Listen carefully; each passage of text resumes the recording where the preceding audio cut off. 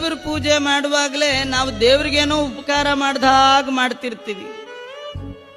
ಆದ್ರೆ ದೇವರ ಪೂಜೆ ದೇವರಿಗೆ ಉಪಕಾರ ಅಲ್ಲ.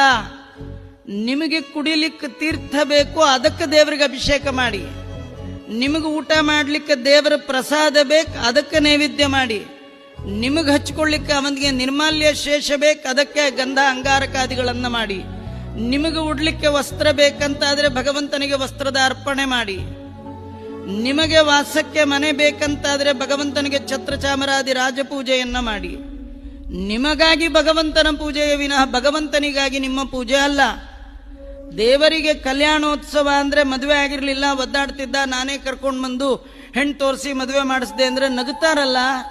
ನಮ್ಮ ಕಲ್ಯಾಣಕ್ಕಾಗಿ ಭಗವಂತನ ಕಲ್ಯಾಣೋತ್ಸವ ಹೇಗೋ ಹಾಗೆ ಹನುಮಂತ ದೇವರು ಹಾರುವ ಮುನ್ನ ಭಗವಂತನ ಹರಿಯ ಹಿರಿಮೆಯನ್ನ ಅರಿತು ಹರಿಗೆ ಮಾಡುವ ಸಕಲ